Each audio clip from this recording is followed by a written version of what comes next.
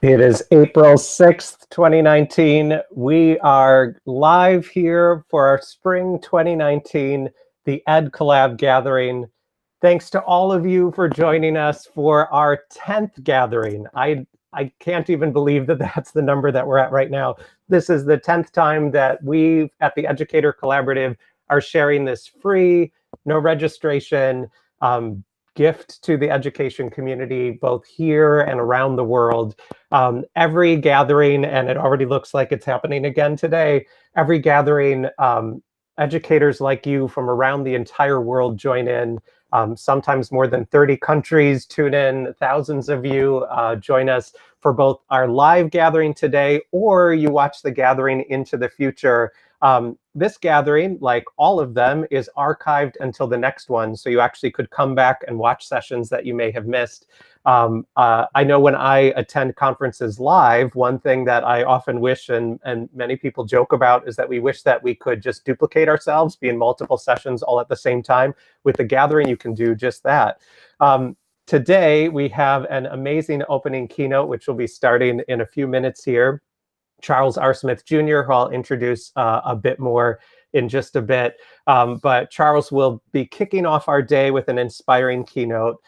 Then, if you join us throughout the entire day, our closing session is from a great friend of the EdCollab gathering. They are teachers and students at West Orange, New Jersey.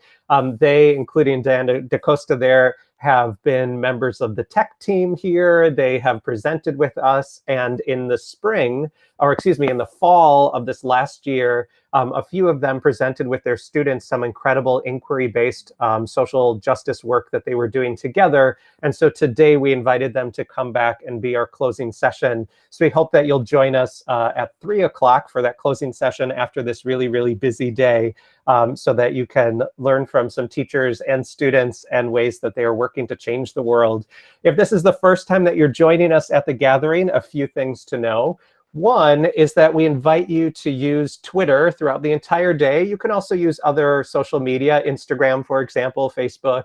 But on Twitter in particular, this is the way that you'll be able to communicate with everyone else from all over the world who's watching live right now. You also will be able to communicate with our presenters. And so the way you do that is by using the hashtag TheEdCollabGathering. I know it's very long. It fit in 140 characters, and now that we have 280, it's fine. You use that hashtag and the workshop number. So if you just would like to say something about the EdCollab gathering in general, you just use that hashtag. But as you're watching different workshops across the day, you'll notice that on all of the viewing pages, there's a number. So for example, Tanny's workshop number 1 that's coming up after the opening has hashtag 1. So you'll just want to include the EdCollab gathering, hashtag number 1 inside of any of your tweets. That way Tanny will see them, the tech team will see them, and they'll all be there. Something else that's just a little bit different with the way that things may be working for you today, and in fact, you may have already seen this yourself, is that through new browser technology, our browsers like Chrome or Firefox or Safari or perhaps others that you're using, browsers don't want things to just randomly pop up for you. So you might notice that in the past, when you went onto any workshop page, the video automatically played. So you just had to go to the page. Now, for some of you, depending on your browser and your browser settings, you may have to press play yourself, or you may have to press mute. That doesn't mean that the sessions aren't working. It just means that your browser is protecting you from watching our live streaming session. I don't know. But so just know, any workshop page you go to, you may have to press play. For some of them, the play may not start until the actual session starts. So just know that you may have to do that. Once you press play, it will either buffer you right to wherever the live stream is happening. That's on most browsers. Or it might actually start you from the very beginning, even if you missed it. The best thing to do is just take the little slider and slide it as far to the right as you can, and then you'll be right with the live stream. But if you're watching in the future, you don't have to worry about any of that. So that's a way that you can join us throughout the day. All of the sessions you'll be able to find on the main page. So if you're watching us through a YouTube link, or you may be watching us through our social media channel at the EdCollab, There we will be streaming the videos throughout the day. But if you're on our event page, gathering.theeducatorcollaborative.com, you just go over to any of these sessions. When you hover over it, there you'll see the drop-down menu, like right here. So if I hover over session 1, and you'll be able to choose all of your workshops for the day. You can do the same thing by clicking on Agenda at a Glance, and that will bring up the full agenda, and that's the other place you can select them. Worst case, if there's an issue with the website or you just can't get onto it, just follow us at TheEdCollab on Twitter, and throughout the day, we'll be sharing direct links to the videos as well. So that's another way that you can keep in touch. The TheEdCollab gathering is totally free and no registration. And so it's been a tradition since the start, now this being our 10th one, that we always ask our keynote speaker to adopt a charity for us for the day. And Charles, we hope we'll touch on this a little bit later again. But today's charity is the Grace Smith House for Domestic Violence Survivors. Instead of paying a registration fee, instead of paying for coffee, instead of heading out to lunch, or instead of paying for a hotel and a flight and everything else that you may have done had this been a live in-person conference, because this day is free, we do ask you to take what you would have spent, even if it was just for a cup of coffee, and pay the joy that you feel today forward. If you are a part of a session, so for example, this morning session, as you're watching the keynote, when you feel yourself inspired, when you feel yourself reminded of why you chose this incredible profession, when you feel yourself reconnected to work that you know you need and want to do for children, or ways you want to connect to your colleagues, anytime you feel inspiration bubble up inside of you, we ask that you jump over to the Grace Smith House and you make a donation there. Even just a little bit is a way that we can celebrate their work. You can, and support their work. You can get to them a few different ways. One is just Googling Grace Smith House. You also, on our page, can click on Adopted Charity, and that will take you right over, or you can click on their logo on the side of the page, and both will take you directly there. So just a few announcements before we head into our opening keynote. One is the Global Kind Project is back. So this is the 3rd year. The Global Kind Project is a self-paced 4-week project that supports you and your students in having a study every week. I am so grateful to the original team that created it. And this year, we now have a bit of a reboot. We've taken the 4-week cycle and developed an even stronger inquiry around it. This time, it takes you through knowing kindness in week 1. Week 2, you'll work to have an inquiry around a topic, concern that you might have, something that your students realize is a need in your community, whether it's globally or locally.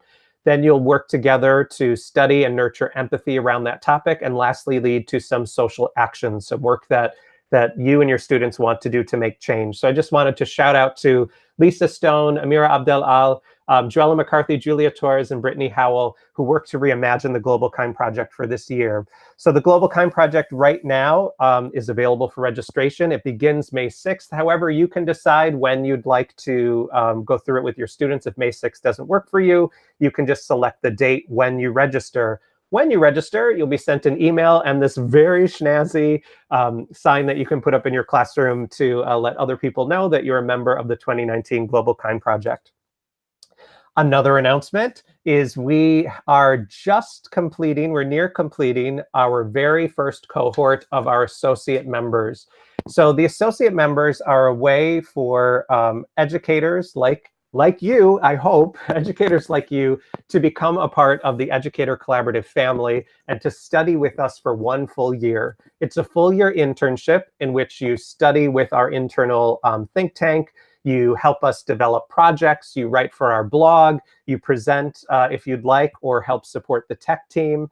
The associates were a brainchild of our group, but in particular, we have to thank one of our members, Chantal Francois, who said, if we're always only inviting people that we know, then we're really closing and limiting the people that are part of the work that we do. And here at the EdCollab, it's important to us that we have a diverse range of voices and diverse range of experiences. And so the associates are a way that people have been able to say, hey, I'd like to study with you, or I'd like to be a part of this. And I have to say that this year's cohort was incredible, and we are looking forward to forming a new cohort for next year. If you go to theeducatorcollaborative.com/associates, you can see this year's incredible cohort of folks that have joined us. If you would like to apply to be an associate member, applications are open right now. That's at theeducatorcollaborative.com/apply. That's the way that you can apply for this associate internship. Those applications are open now, and then they will close on May 30th. So you have just a short window there. When you go to the website, you'll find much more information, including an information packet that you can download to see everything that's included. But I just have to say, and for all the associates that are presenting today or are watching, this group of people have enlivened and deepened and just created a new exciting atmosphere for us here at the EdCollab, and we just feel so grateful to learn with them. And so we hope that you or someone you know may consider applying as well. And again, you can find more information there. Moving ahead, so our study series for 2018-2019 is still live. There are 2 more sessions left on May 1st and May 15th. All of the other sessions that have happened so far are all still available on demand through June 30th. The study series is a way that you and colleagues can study for 1 hour around a topic of your choosing. You can choose individual sessions to register for, or for the entire year. There also are some discounts that you can add an additional login if you and your colleagues don't want to gather around your computer but just watch somewhere else. Every gathering, we like to give a little something away. So for today, there are 2 ways that you could enter to win a seat to our 12th session, which is led by illustrator and author C.G. Esperanza, who's just awesome. If you'd like to join him on May 15th at 11 a.m., this is a session that C.G. is so incredible with kids. P.S. Invite him to your school. He's amazing, and kids adore him. He will paint with you while you're there usually. But if you'd like to join, this 11 a.m. session is set up so that you could watch with students. And so if you'd like the chance to win a seat, there are 2 ways to enter. You can go on Instagram and on Twitter, and both of those give you an entry. And just use today's hashtag any day today or tomorrow, and then we'll choose some of you to join us. And then this gathering is just one of the many ways that you can learn with the Educator Collaborative. We do in-school consulting, workshops, online things, and lots of other free stuff as well, too. So we just invite you to visit us at our website, our main website, theeducatorcollaborative.com. So just before we get started here, I wanted to touch very briefly on an idea that my friend and colleague Carla España and I were discussing in Connecticut this past weekend at the Connecticut Teachers of English conference. And it's the idea of comfort or discomfort. In the work that we do as educators, we have a power and privilege to make decisions because of our role. We can decide what our students do, what their experiences are, what they're going to teach with us. But we also know that within all of that, we have a variety of identities that give us more or less power. The fact that I'm a white man who's well-educated, that is not experiencing a disability, that lives and works in the Northeast, I have a power and privilege that other people do not. I'm a US citizen. I have a power and privilege that other people do not. And one thing that's been happening in our profession is that we've had more and more conversations around social justice and around power and around privilege. And on the one hand, that feels really exciting. People are using words that they haven't before. People are talking about topics that they haven't before. But there's also a danger inside of that.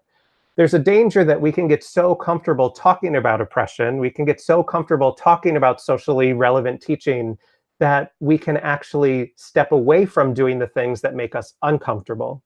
And so one thing that I'd like to suggest to you, and this is something my colleague Carla helped me think about as well, is that the more power that we have, whether that's role-based because I'm an administrator, or role-based, experience-based because I'm a veteran teacher, or it's because of my identities, the more power we have, the more we need to lean into and towards discomfort. Our job is not to become more comfortable. Instead, it's to find the ways that continue to challenge us. So for example, one thing that some colleagues at the EdCollab have been discussing just recently that's really pushed me into discomfort is thinking about the ways that I talk and think about standardized testing.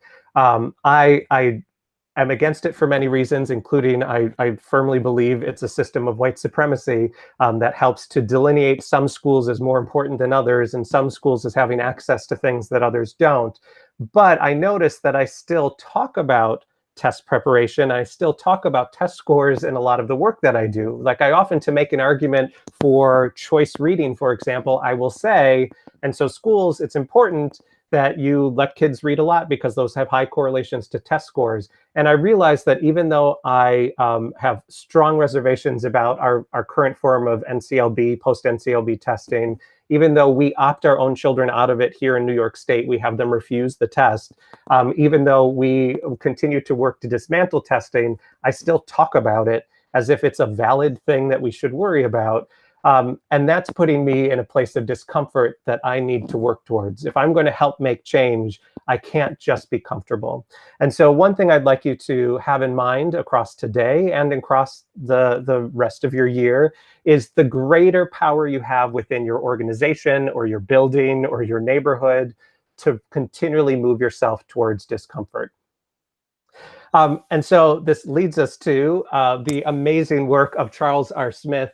His book, 12 Rounds of Glory, The Story of Muhammad Ali, is a Coretta Scott King Award winner.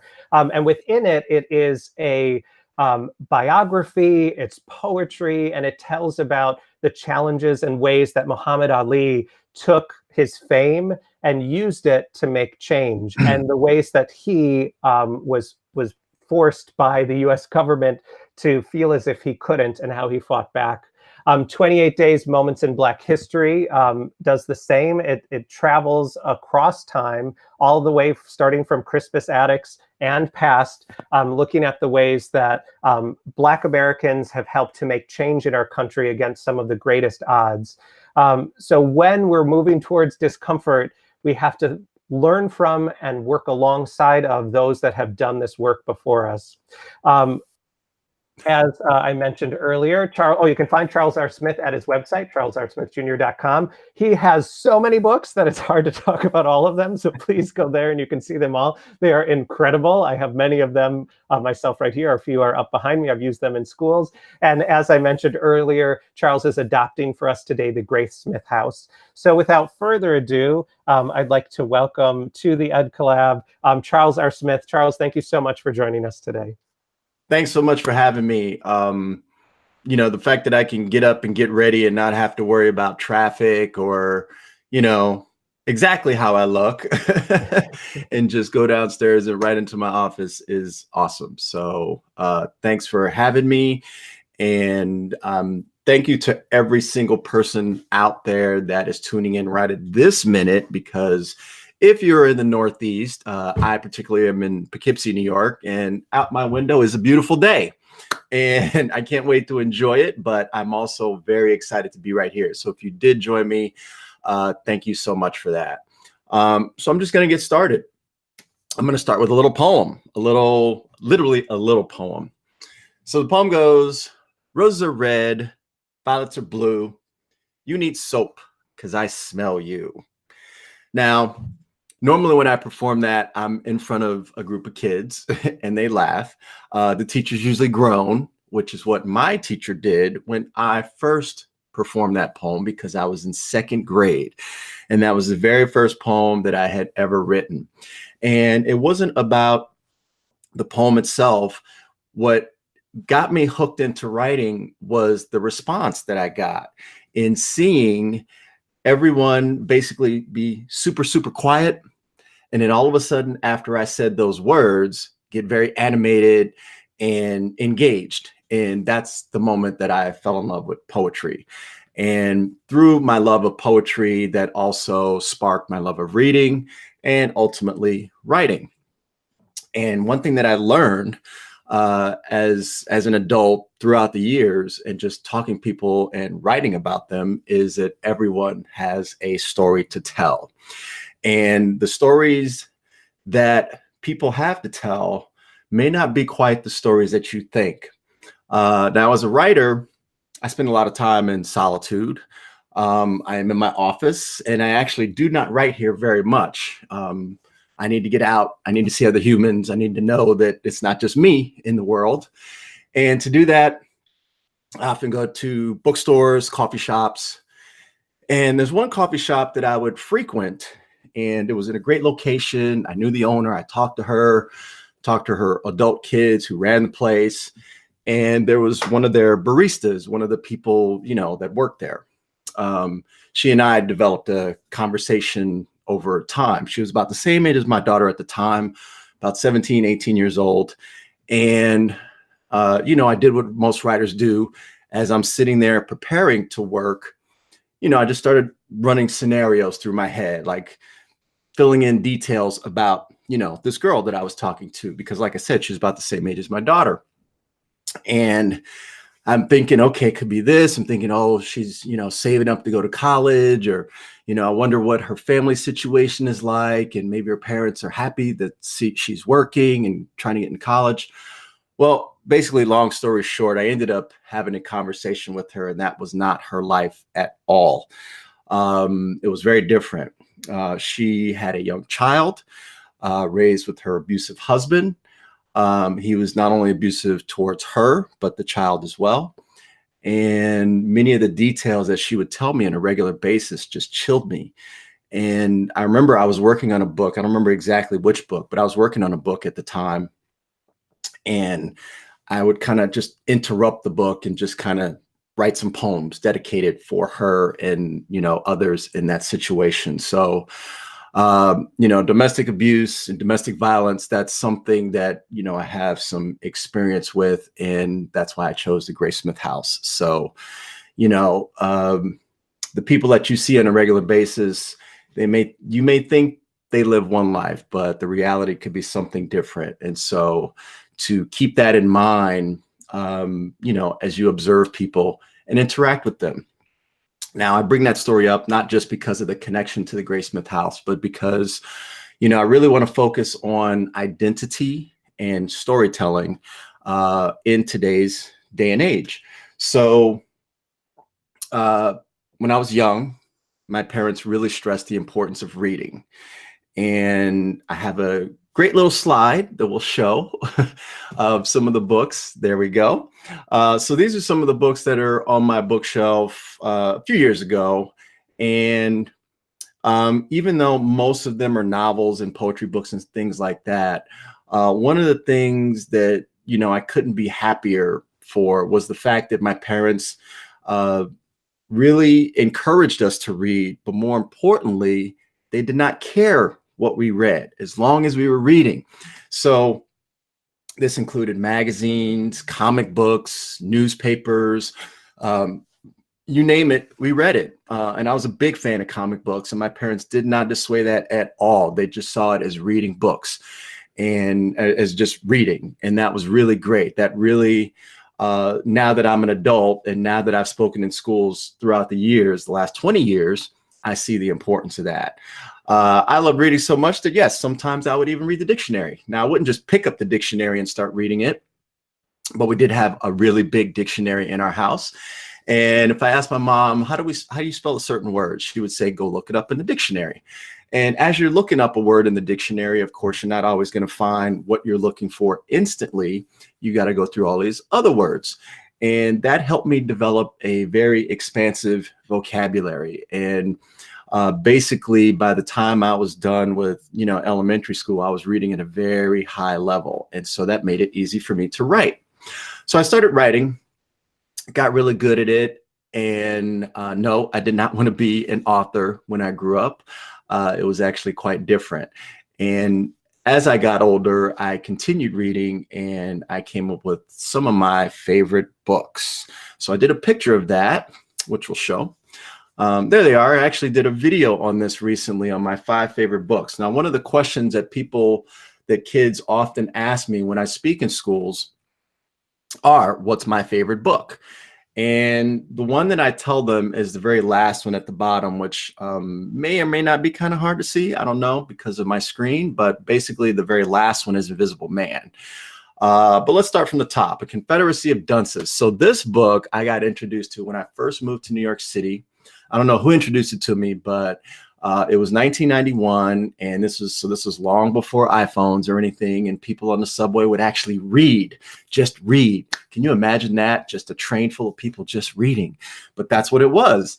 And once I got introduced to that book and I was reading it on the subway, I can't tell you how many people would stop me and, oh, are you reading that? Oh, did you get to the, and I'm like, no, don't ruin it. Don't ruin it for me. Don't ruin it for me. It's a great book filled with a great, wonderful character. And that's why it's one of my favorite books. And so I always talk about it and really preach it to people to get to read, not just for themselves, but for other people. The next one that you see down on the list there is Native Son. And for me, as a Black man in America, this is a no-brainer. But the funny thing is, this was required reading in high school. Now, the reason that I say the funny thing is because I've spoken in high schools throughout the years. And there was a high school that I was at not very long ago, and I mentioned it. And I asked the teacher, because I was in an English class doing a workshop with them, and I asked the English teacher, I said, do you guys read this? And she's like, no, it's not on our list. And, many of the Black students in there, they had no idea what the book was. And I felt sad instantly, primarily because this is a book that was important to me when I was in high school. And to see others, in the same situation that I'm in, not being able to be not even aware of that book, that made me sad. So that should not be the case. So the next book on the list should be, Adventures of Huck Finn by Mark Twain. Now, the funny thing about this is the book gets a bad rap because of a certain use of that word. And people say, oh, it should be changed or this and that. And I just say, no, it should not. When it was written, when the book was written, that was how people spoke. And to change it would be not authentic. And I'm all about authentic. And particularly because it's great to see how things were, not to see a cleaned up version of how things were, but how they actually were. And that story really focuses on a true connection between two people with very unique stories. The next one should be, the autobiography of Malcolm X. So this again is one that is a testament, to my parents, because I remember telling my mom that I wanted, and my dad, that I wanted to read this book, but I was worried that it wasn't on the reading list. And they both looked at me and just laughed. And was like, so what? Who cares? You want to read it? So read it. And just basically just having that freedom, that if I wanted to read something that wasn't on the reading list, they were obviously happy, but they very easily could have tried to persuade me to, maybe not read it, or maybe read it just in the summer or something. But the fact that they encouraged me to read it was really big. And that's something that I really stress when I speak in schools, is the importance of just letting kids read what they want to read. Because the moment that you say you can read what you want to read, but then you're not letting them read what they want to read. That's like saying it's free if you pay this, then it's not free.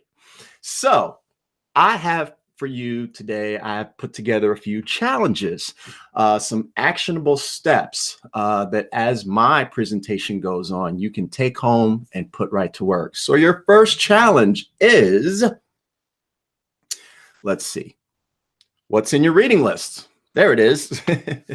What's on your reading list? And for the first part of this, what I want you to do is literally whatever reading list that you have for your students, whether it be a summer reading list, your syllabus for the school year, take a look at it. What's on it?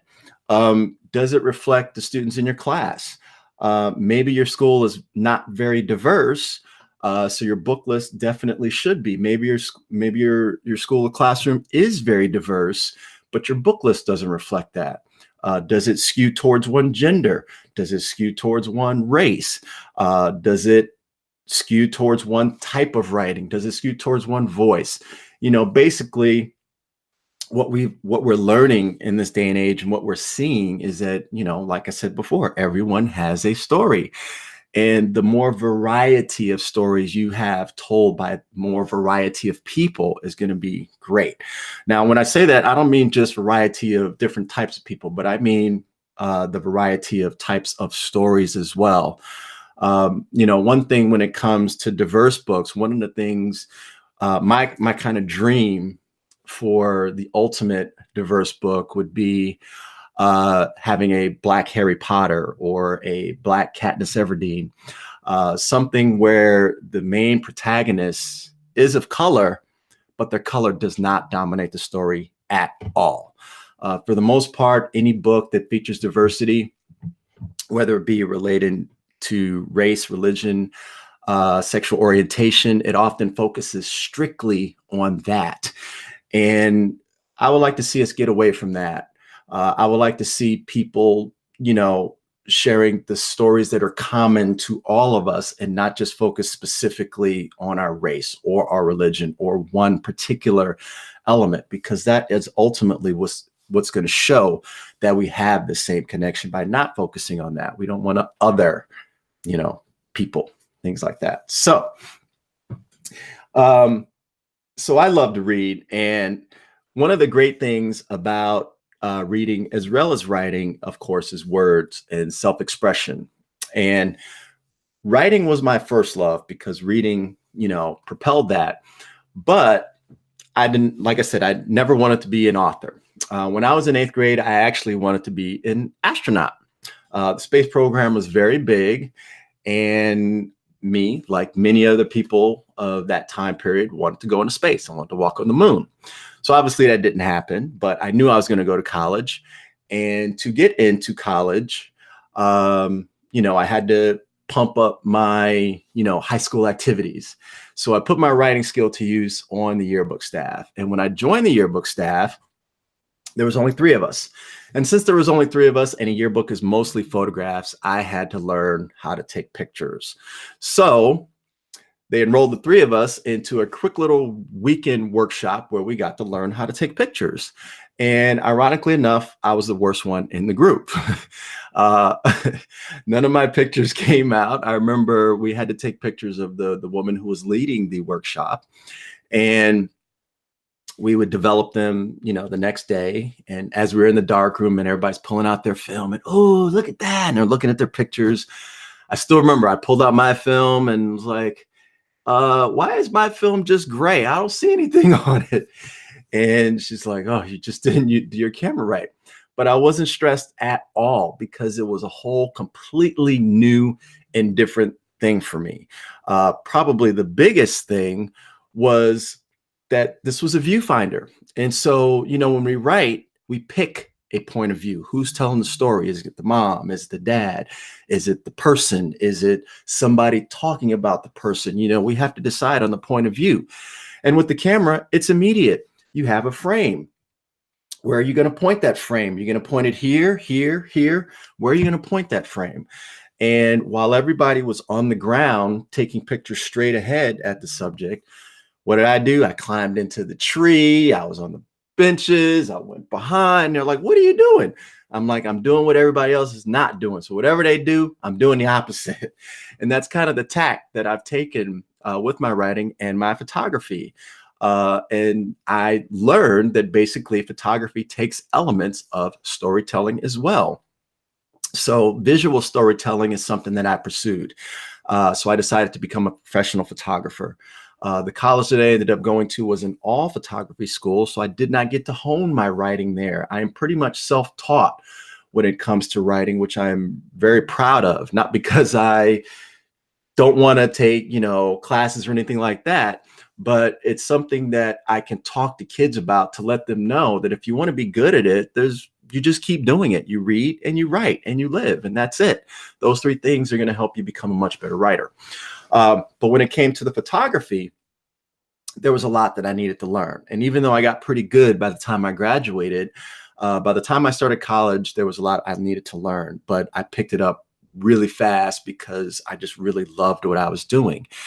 And so I knew that the first day that I even stepped foot into my school, even before I stepped foot into my college, that when I graduated, I was going to move to New York City.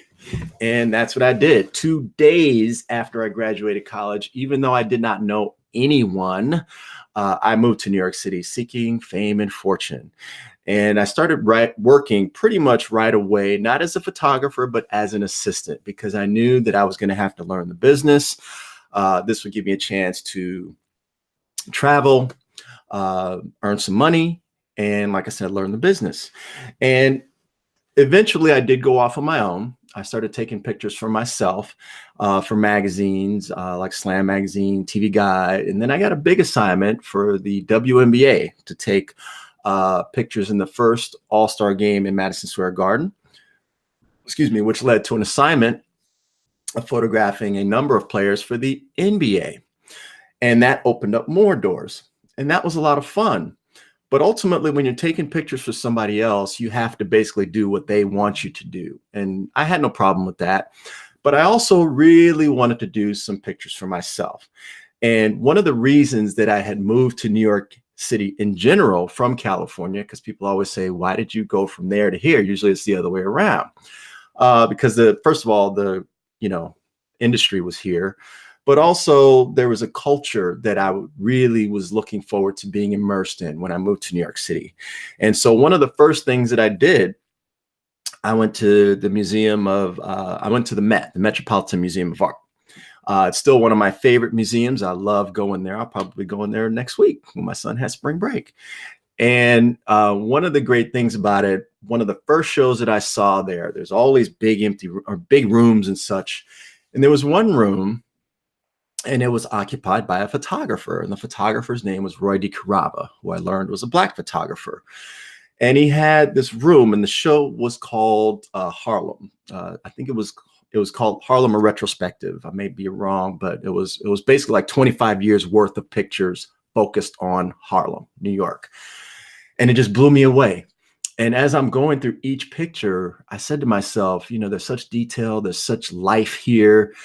And I says, what could I take pictures of for 25 years and not get bored? And I thought of basketball. At the time, I played a lot of basketball. I was playing it all the time. I don't do it quite so much anymore. My knees can't handle it.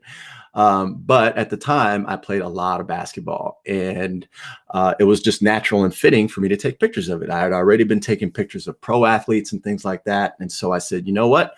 I am going to do my own Harlem. I am going to create a series called Street Basketball in New York, and I'm just going to take pictures of guys playing basketball in all of these great courts around New York City. So I have a few samples here that we'll cycle through. And so as I took my camera around these different courts around New York City, I had a lot of fun, not just taking pictures, but also playing some basketball with these guys. I would kind of jump in, play some games, sit out, take some pictures, go back in, play some games. It was fun. It was great. And after 2 years of doing this, I got a lot of great images. And one of the places that I decided to show these to was a children's book publisher, not in hopes of doing a book, but in hopes of doing one picture book. I'm sorry, not one picture book, but one book cover. The idea was if I can do a book cover, then hopefully I can do more book covers. But the editor and the art director saw these pictures and they said, you know what? These pictures right here would make an awesome book on their own. And they became my very first book, Rim Shots, which you see up on the screen, which came out in 1999. And it is still going strong.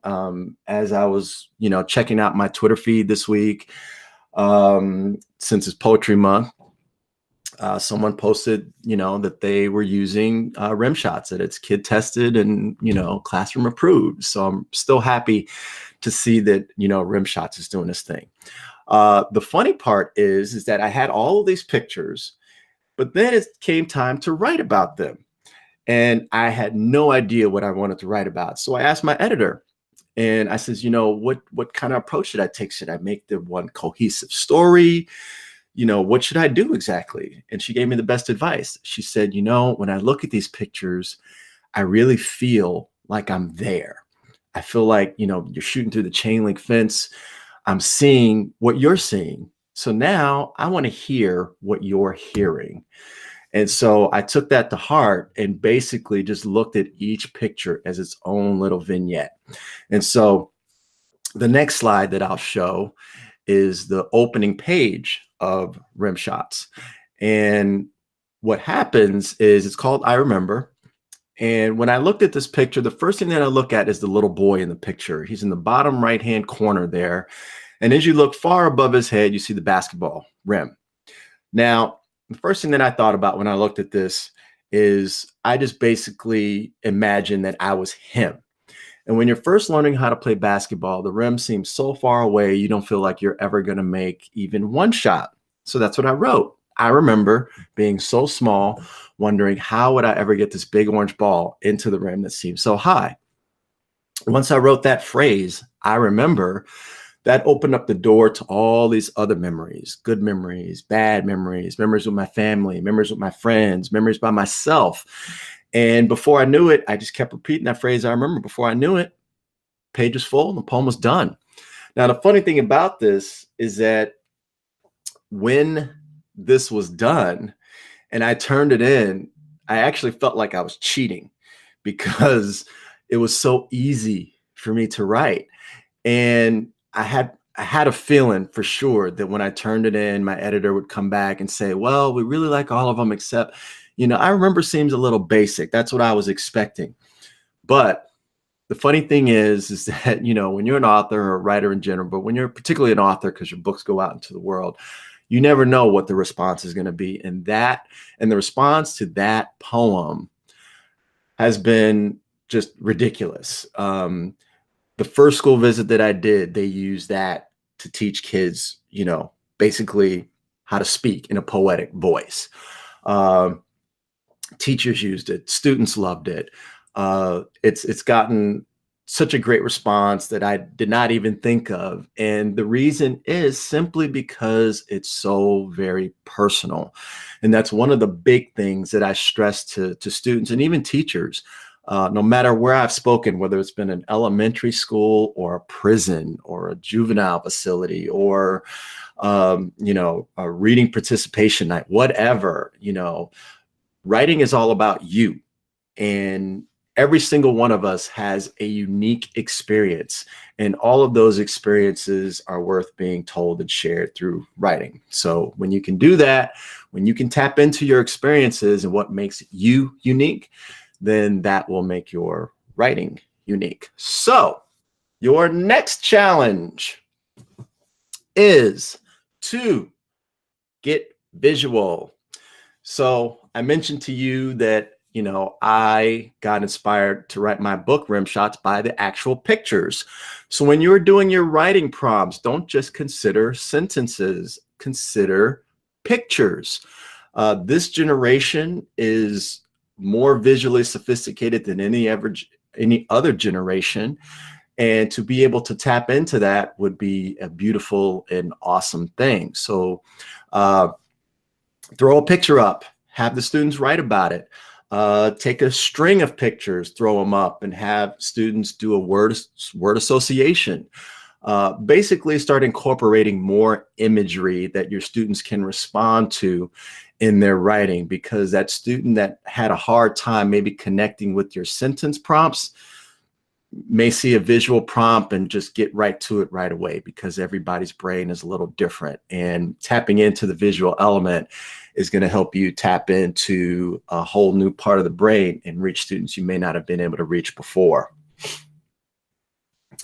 So I talked about my writing, I talked about my photography, and one of the things that, you saw my first book, Rim Shots, and that's a basketball book. So one of the first questions that my editor asked me before we even did Rim Shots, basically like right after she said, she suggested to me how I should write it. The next question she asked me was, this is a very unique book about basketball. So you're going to be known as the basketball guy. Are you going to be cool with that? And I sat back, and, I think any artist basically would say they don't want to be identified by one particular thing. They want to show that they are professional and can do a variety of things. But I stopped short and I says, you know what? If somebody has to be the basketball guy, I'll be it. And I'll be the best one so that nobody can mimic me or imitate me. And if they do, they have to live up to a standard that I set because I set a very high standard for myself. So I took that mantle and I did it. But then I also made a point. I said, you know, people may know me as a basketball guy, but I am going to try out other lanes. And so when I started looking at other things to write about, I started looking at the people who influenced me and inspired me. And one of the things that I talk about, the general overarching thing that I talk about when I speak in schools is developing the mind, the body, and the spirit. So I talked about reading, developing, you know, the mind, the importance of reading, writing, and expressing yourself. But that's to develop the mind. You only get one body. And if you don't take care of that body, then it doesn't matter how smart you are. You really won't get to do anything else. So I really do focus on developing the body equally. So much so that a couple of years ago, in the midst of writing, I took a little break and I trained while I was writing, but you know, I ended up competing on American Ninja Warrior. And it was a really great accomplishment. And when I talk to kids about it, I don't focus on the end result. I focus on the work that I put in to get there. And it was a lot. It was a lot. It was a great deal of work to get there. But I use that success to motivate me when I'm also writing, because it's very easy when you think about, well, I can't do this or I can't do that. Or I didn't do this or I didn't do that. And then I think about the success that I've had in other endeavors, like related to the body. And that success carries over. So one of the things that I love to do is I love to train in boxing and a variety of martial arts ever since I was a kid. And since I love boxing and since I'm an author and I can write about whatever I want, I decided to do a book on my favorite boxer, Muhammad Ali, when I did my book, 12 Rounds to Glory. So 12 Rounds to Glory tells Muhammad Ali's life in 12 rounds or stories, 12 chapters. And it was the hardest book that I ever had to write at that point, because at that point, before that, everything was pretty much basketball, maybe a few other things here and there, but pretty much basketball and short verse. This was the longest book that I had written to that point. And it made me a better writer for everything right after that. Now, while I was working on Muhammad Ali's book, I came across the very first Black heavyweight champion in boxing, a fighter by the name of Jack Johnson. So I did a book on him called Black Jack. Now, the funny thing is, when I learned about Black Jack, it was in the midst while I was working on Muhammad Ali. And I thought Muhammad Ali was a colorful character. But when I saw Black Jack's life, you know, especially given the time period where he was doing what he was doing, I was even further impressed. Now, when Jack became champion, this was 1910. And there was 3 pro sports, and not the sports that you would think. There was horse racing, boxing, and baseball. And in baseball, in all the sports, actually, there was a color line, basically an agreement from all the white players that they wouldn't compete with or against any black players. And so that extended in all 3 of those sports. And in baseball, the black people, the black players didn't, you know, get sad or upset about it. They just did something about it, and they created their own league called the Negro Leagues. And so my book, Stars in the Shadows, focuses on that. Stars in the Shadows, it's called the Negro League All-Star Game of 1934. That's the official title. And since it takes place in 1934, I had to figure out, how am I going to tell this story? So I decided, it's 1934, there would have been no TVs, but there would have been radio. And so I decided to put the game on the radio. And if you're listening to it on the radio, then of course you're going to have commercials. So I decided to use those commercials to remind the viewer, the reader, that this is 1934. So I used different things to do that. So I created a market to let the reader know how much things cost. I created a nightclub to let the reader know what music was popular at the time. I created a soul food restaurant, since it was in Chicago and a lot of black people had migrated from the South, to show what kind of food they ate. So I really wanted to bring that all to life, and I was able to do that in Stars in the Shadows. So that leads us to your next challenge, which is know your history. Now, when I say know your history, I'm not just talking about world, American, or US history. I mean that when I did my books on those three individuals, those three, topics, I really had to learn about them. I really had to do some research. For Stars in the Shadows, it was a little bigger because I'm talking about a time period, whereas Jack and Muhammad Ali were individuals. So I really had to learn something about them. And if you encourage kids to learn about one specific thing in history that they are interested in, they're more likely to be engaged than if you just focus on the things that they would learn in history class. Because when history can be brought to life, then other parts of history can be viewed that way also. So, just looking at my little notes here to keep myself on track.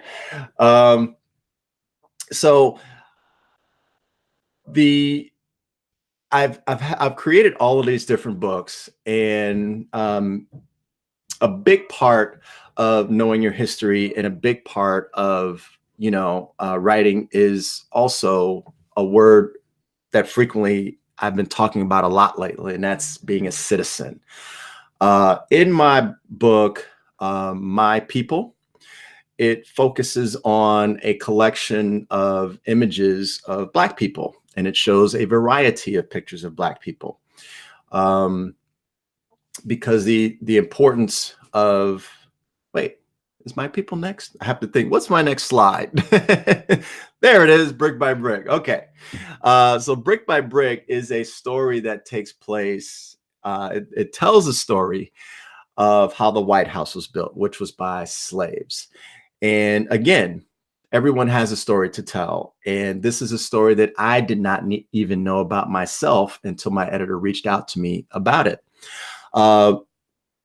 Once I was working on Brick by Brick, that really prepared me for the next book, 28 Days. 28 Days is a nod to Black History Month. 28 Days is a nod to Black History Month because it takes place in February, which has 28 days. And we'll cycle through some of these pictures, not super quick, but we'll take a look at them. It opens day one with Crispus Attucks, a Black man who was shot and basically set off the American Revolution. But one of the most important things when I was working on this book was to include laws in addition to pieces about people. And day 4 talks about a big law, an amendment that has been mentioned a lot lately, and that's the 14th Amendment, which basically declares who is a citizen. And it was important to include that because we don't often hear that word much. One word that we hear more than any other is consumer, consumer, consumer. We are not just consumers eating, taking stuff. We are citizens. So we have certain rights that allow us to be here. It was also important for me as a Black man who didn't see very many people other than a certain set of like 10 Black people. It was important for me to go beyond that. And since I wanted to be an astronaut when I was a kid, I included day 25, which includes the first Black male and female astronaut, as well as plenty of other people who influence and inspire me besides the people that we always see, the names that we always see, like Harriet Tubman and Martin Luther King. So that leads us to your next challenge. Have your students define citizenship, not just the dictionary definition or what the Fourth Amendment says, but how do they define citizenship? Do they actually know what it is? You'd be surprised how many people do not. So I've talked about citizenship, I've talked about storytelling, but ultimately everything comes down to representation. You want to see yourself in a book. And the big reason why I did this book, My People, is because I wanted to show the variety of Black faces that exist. I wanted to celebrate Black people. And then in addition to that, I didn't also just want to focus on one group of people. I have books that focus on others, like I Am the World, which celebrates what the world has given to our country. And long before that, I had done my book, I Am America, which celebrates what we have given to the world. Now, when I do my writing workshops, one thing that I do is we focus on creating an I Am poem. And I show the next slide that you're going to see. I show the slide to students, this one. And now I'm going to let you, if we have enough time and if we could work, I'm going to let you, what I say to the students is, you know, we want to express ourselves in a way when we say I am that somebody else next to us can't say it. So if I say I am a nice person, well, anybody could say that. But if I say I am one of 12 kids, then not many people can say that.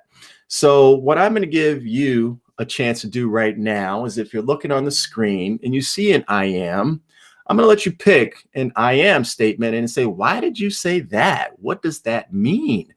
And if I don't get any, then I'll just pick out some of the ones that the kids get. Kids ask for me regularly. So this is a little more interactive. So if you got a question for me, if you got an I am picked out, you can ask what it means. I don't see it just yet. So what I'm going to do is I am going to start with the one that kids ask the most. And that is, I am attacked by German shepherds, because they see that. And the first thing they say is, you were really attacked by German shepherds? And I say, no. I said, that's the point, is it's not literal. The point is that I am not attacked by German shepherds, but during the civil rights movement, there were plenty of Black people that were, and they earned the right that I now enjoy. So even though I was not attacked by German shepherds, other people were, and I am enjoying the rights that they fought for. Okay, so we got one. Turntable scratches. Well, I am a child of hip hop. I'm a lot older than people think. They think I'm a kid, a big kid. I am not. I am an adult. And I am a child of hip hop. And so turntable scratches refers to when I got first introduced to hip hop, when it wasn't even hip hop. It was just, didn't even have an official name. It was rap. It was, you know, nobody knew exactly what to call it. And so that's a part of me. That is a big part of me. Another one, I am a Biggie quote. Well, that refers to the notorious B.I.G., who is one of my favorite rappers. And he has numerous quotes that every time I hear them just really make me smile. They're coming in fast and furious. This is awesome. I am a John Coltrane solo. Well, the big thing about John Coltrane, he is a sax player and he likes to improvise a lot. And as a writer, that's basically what you're doing. You're improvising on the page. And so I take a lot of inspiration from seeing somebody do that live and then being able to do that in my writing. So now I'm going to end that. And I'm going to end with a poem. This is a poem. Oops. Let's rewind. There you go. Let me give him the next challenge. Challenge number 5 is, who are you? And I don't mean just you, teacher. I mean, who are you as a person to the world? How do you share and express yourself to the world? Are you a nice person? Are you a funny person? Anybody can be those things. Who are you? That's what I want you to write down, and that's what I want you to share. It shouldn't be something that anybody else can write down. So once you answer that question and get your students to answer that question, then really flesh it out so they can really share who they are. With that, I'm going to end it. I was going to do the poem, but the poem is a little bit long and the time is going. And okay, I've been given the go ahead to do the poem, so I guess we're breaking rules. So here we go. This is a poem that I perform pretty much at middle and high schools, because when the kids hear there's a poet coming, I hear the groans. So I created this for them. I got to stand up because I can't perform sitting down. Growing up where I grew, my young eyes knew that blood red bandanas represented Pyrus, while Crips sported blue. And when the two met, sometimes bullets flew. piercing bystanders with innocent eyes, poking holes of pain inside families' lives. But while some squeezed triggers and others got high, I turned to books to let my mind fly. I turned to books for joy and inspiration, to be something in life and avoid incarceration. Books provided hope along with education, allowed me to dream and provided motivation to express myself through words on a page, allowed me to laugh, cry, and vent rage, allowed me to love, hate, and engage myself in the world and all that I see. Each book provided to me entry to a wide open world of adventure and mystery, science fiction, biography, sports, and history. Great men, great women, great stories, great lives made great impressions on my young, hungry eyes. Inspired me to dream of lands across the sea, like Hawaii, Japan, France, and Italy. Been there, been there, been there, done that. Aloha, konnichiwa, and bonjour, and a beret hat. I've scuba dived with sharks, sea turtles, and fish. Got a tattoo of dolphins flipping around my wrist. I've soaked in jacuzzis under moonlight in the crisp autumn breeze of an Arizona night. I've touched stars from ships that sail Caribbean waters. I've kissed the hands of ambassadors' daughters. I've shaken hands with presidents and perhaps the best b-ball player, Michael Jordan. And I must confess that I've also met Larry Bird, Magic Johnson, Dr. J and Wilt, Chamberlain Shaq, and Kevin Garnett. I've taken bullet trains, ridden European rails, hopped metros in Paris, surfed waves under sails, blowing in the breeze, billowing blue sky on tropical seas. I've changed time zones 6 times in one day, smacked volleyballs on beaches in sunny LA, sank jump shots and splashed nets on Maui on a ship against a crew from Bali. So many sights and sounds that I can write down of the life that I've lived and the books that I found, filled with words that planted the seed of dreams for me when I chose to read. That's it. Thank you all for coming out, sharing your Saturday with me. I hope you enjoyed it. See you soon. Thank you, Charles, so much. And thank you to everyone on Twitter. When you have a chance and you head over to Twitter, you'll just see it's been an hour of people celebrating what you've been sharing, what you've been saying, just so incredibly moving for all of us. Thank you. And we're glad that you stuck in the poem too. We weren't going to let you get away not doing it. So as you can see up on the screen here, if you don't have any of Charles' books, these are just some of them, please go to charlesrsmithjr.com. Here you can find links to all of his books, his write-ups about all of them. It's incredible. 12 Rounds of Glory is just one of my absolute favorites, and I'm so glad that you spoke about it. Also, remember to give. If you felt inspired this morning, as all of you on Twitter are clearly sharing that you have, if you feel inspired, please take this moment or any moment today to pay that joy you're feeling forward. Charles has asked us today to adopt the Grace Smith House for survivors of domestic violence. Please take whatever you might be spending normally on registration or flights or coffee or anything else and send them that way. Then we have continuing throughout the day and into tomorrow. If you are posting, like all of you who've been tweeting already using hashtag TheEdCollab Gathering are already entered to win entry to session 12 on Instagram and on Twitter. So please continue to tweet along, and we look forward to sharing that session with many of you. And so coming up on workshop number 1, which will start in just a little over 10 minutes, we have 3 different, or session number 1, we have 4 different workshops. We have 4 different workshops to choose from. You can join Tanny talking about visual note-taking. You can join an incredible group of friends on why quiet is crucial supporting introverts in education K-12. There's a session on student voices and authentic audiences, empowerment through writing, and that is set for secondary level students. And for upper elementary and middle grades, transforming school culture through instructional coaching. Again, you can find all of those just by searching on our website, and you'll find links to them. Please give to the Grace Smith House. And one final time, thank you so much, Charles, for making this kickoff to our day so meaningful and inspiring. We really are so grateful to have you here. My pleasure. I got to catch up on all of these tweets. My phone was blowing up right next to me. The sound is off, but I keep the light on, and every 2 seconds I'm seeing the light. So Excellent. Can't wait to read what everybody's written. Excellent. Thank you so much. And thank you to everyone for joining us on this day. Enjoy the rest of your EdCollab gathering. And we hope to see you back together at 3 o'clock for our closing. Thanks, everyone. Thank you.